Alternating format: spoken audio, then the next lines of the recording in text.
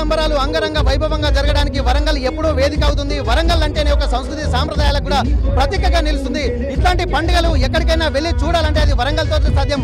ఇప్పటి వరకు దేశవ్యాప్తంగా జరుగుతున్నటువంటి పండుగలలో కేవలము బతుకమ్మ పండుగ తెలంగాణ ప్రాంతంలోనే ఎక్కువగా జరుగుతుంది. అందులో వరంగల్కు ఉన్నటువంటి ప్రత్యేకత అంతా ఇంత కాదు. అందుకే ఇప్పుడు మనం చూస్తున్నటువంటి వరంగల్లో జరిగేటువంటి ఉరుసుగుట్టలో జరిగే బతుకమ్మ పండుగ రేపు జరగబోయేటువంటి దసరా ఉత్సవాలే అందుకు వేదికగా నిలవబోతున్నాయి. ప్రస్తుతానికి ఎన్నో దశాబ్దాల నుండి జరుగుతున్నటువంటి పండుగ దినదిన ప్రవర్ధమానమై కూడా వెలుగొందుతున్నటువంటి పరిస్థితి. ఆ వరంగల్ యొక్క ప్రత్యేకత మరోసారి చాటు చెబుతూ ఎక్కడ లేని విధంగా జరుగుతున్నటువంటి పరిస్థితి మనకు కనిపిస్తుంది. ప్రస్తుతానికైతే వరంగల్ కు సంబంధించినటువంటి వాతావరణాన్ని కూడా ఎంతో మంది వేలాది మంది ఇక్కడ మహిళలు కూడా ఇక్కడికి వచ్చి బతుకమ్మ ఆటలు ఆడుతున్నారు. పిల్ల పాపలతో పాటు ఒక సంస్కృతి సాంప్రదాయాలు ఉట్టిపడే విధంగా ఇక్కడ దేశం యొక్క సంస్కృతి సాంప్రదాయాలు అంతా ఇక్కడ కనబడుతున్నట్టుగా మహిళలు తయారు చేస్తున్నారు. ప్రస్తుతానికైతే వరంగల్ మాజీ ఈస్ట్ ఎమ్మెల్యే నన్నపటి నరేందర్ గారు అలాగే మాజీ మేయర్ ఇక్కడ ఉన్నారు. ప్రస్తుతానికి వరంగల్ బీఆర్ఎస్ పార్టీ అధ్యక్షులుగా ఉన్నారు. ఇప్పటి వరకు జరుగుతున్నటువంటి ఉత్సవాలు జరుగుతున్నటువంటి నేపథ్యంలో వారు కూడా గతంలో ఎన్నో ఉత్సవాలు నిర్వహించారు. ప్రస్తుతం ఎట్లా ఉంటుంది వారిని తెలుసుకుందాం. ఎందుకంటే మహిళల సంతోషాన్ని చూడడానికి కూడా వారు వచ్చారు. ఎట్లాంటి వాతావరణం తెలుసుకుందాం. అన్న నమస్తే. ఇప్పటి వరకు వాతావరణం అంటే మళ్ళీ వరంగల్ సంస్కృతి సాంప్రదాయాలు అంటే ఒక కొత్త ట్రెడిషన్ ఎప్పటికప్పుడు అప్డేట్ చేస్తూ క్రియేట్ చేస్తూనే ఉంటుంది. అట్లాంటప్పుడు మరొకసారి ఈ చరిత్రను తిరగరాయాలన్నా వరంగలే కనిపిస్తూ ఉంటుంది. కొత్తదనంలోకి వెళ్ళాలన్నా వరంగలే కనిపిస్తుంది. అట్లాంటప్పుడు ఒక వేలాది జనప్రవాహం కుంభమేళాను కూడా తలపిస్తుంది. మేడారం జాతర ఎట్లా ఉంటుందో అలాగే ప్రయాగ్రాజ్ లో ఎట్లయితే కుంభమేళా ఉంటుందో కేవలం మహిళలు బతుకమ్మలు పట్టుకుని బతుకమ్మ జాతరగా కూడా మనకు కనిపిస్తుంది. ఈ వాతావరణం చూస్తుంటే మీకు ఎట్లా అనిపిస్తుంది అన్న? తెలంగాణ ప్రభుత్వంలో గతంలో కేసీఆర్ గారి నాయకత్వాన ఇక్కడ ఉన్నటువంటి బండ్ డెవలప్ చేసినాం. ఇక్కడ ఉన్న పండుగల ప్రతి పండుగ కూడా కావాల్సినటువంటి ఏర్పాట్లు చాలా గొప్పగా చేయడం జరిగింది. వీళ్ళ దగ్గర ఉన్నటువంటి 50 లక్షల నిధులు ఏవైతే ఉన్నాయో అందరి దగ్గర చందాల రూపంలో వసూలు చేసినటువంటి నిధులతోటి వచ్చిన వడ్డీతోటి ఇక్కడ కార్యక్రమాలు నిర్వర్తించడం జరుగుతున్నది. అదేవిధంగా దాంట్లో చందాదారులం కూడా మేము. అదేవిధంగా ప్రభుత్వం మున్సిపాలిటీ నుంచి ఓన్లీ లైటింగ్ ఇక్కడ పోలీస్ బందోబస్తు మాత్రమే చేస్తుంది. కాబట్టి అధికారికంగా ఎక్కడైతే ఇక్కడ ఉన్నదో ఉరుచుగుట్టలో ఉందో ఇది గొప్పగా దసరా ఉత్సవాలు కానీ రావణాసురుని వధ కానీ అదేవిధంగా సద్దుల బతుకమ్మ కానీ చాలా గొప్పగా విదసిల్తుంది. బతుకమ్మ అంటే వరంగల్, వరంగల్ అంటే బతుకమ్మ.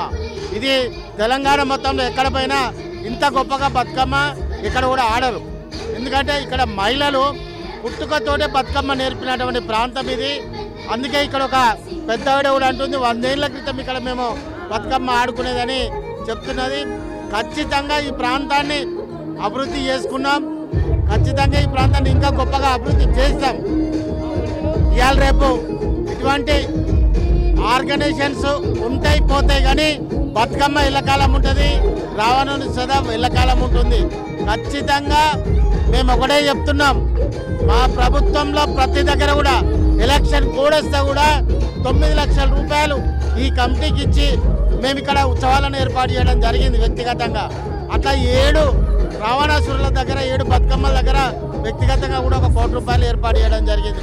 ఇవాళ చాలా గొప్పగా ఇక్కడ ఉత్సవాలు కొనసాగుతున్నాయి. రాబోయే రోజులలో ఇంకా గొప్పగా మహిళలందరికీ ఆదరణ ఉండే విధంగా మేము ఇదే బతుకమ్మ రోజు అడుగుతున్నాం.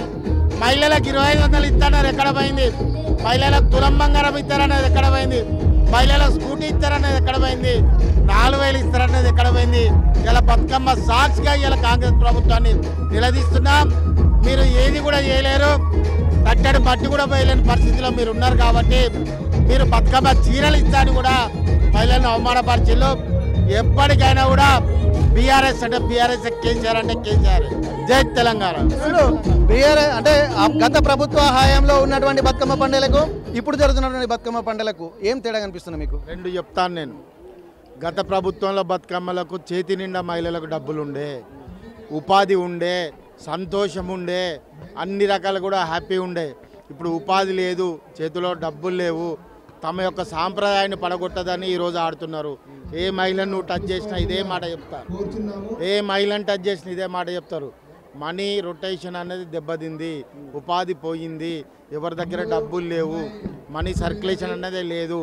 కాబట్టి మేము ఒకటే చెప్తున్నాం, ఈ ప్రభుత్వం ఆశల పల్లకిలో ఆశల సమాధుల మీద పునాదులు కట్టి ఇవాళ ప్రభుత్వం నిలబడ్డది. కాబట్టి మేము ఒకటే చెప్తున్నాం, తెలంగాణ ప్రభుత్వం ప్రతి మహిళను గౌరవించింది, ప్రతి మహిళను హక్కున చేర్చుకున్నది, ప్రతి మహిళను కాన్పు నుంచి మొదలు పెడితే కాటి దానిక మా ప్రభుత్వం అన్ని రకాలు కూడా చేసింది. ఇవాళ మేము చాలా క్లియర్గా చెప్తున్నాం, ఇవాళ సద్దుల బతుకమ్మ చీరలు లేవు, బంగారం లేదు, 2500 లేవు, స్కూటీలు లేవు. అదేవిధంగా కాలేజీలలో మనకు ఇవ్వాల్సినటువంటి అమౌంట్ కూడా ఇవ్వడం లేదు, చదువు విద్య కూడా ఆగే పరిస్థితి ఉన్నది. కాబట్టి గ్రూప్ 1 పరీక్షలు కూడా నాశనం చేసి పెట్టిళ్ళు. ఇంత అన్యాయమైనటువంటి ప్రభుత్వంలో ఇవాళ బతుకమ్మ ఏ విధంగా ఆడుతున్నారన్నది ఒక్క తల్లిని అడిగిన కూడా మీకు వివరంగా చెప్తారు. అయితే ఇప్పటి వరకు బతుకమ్మ పండుగ అంటేనే ఒక శాస్త్రీయంగా ఉండే జరిగేటువంటి పండుగలకు గతంలో కూడా తెలంగాణ రాష్ట్రం సిద్ధించిన తర్వాత అనేక పండుగలు కూడా నిర్వహించారని చెప్పి అంటున్నారు.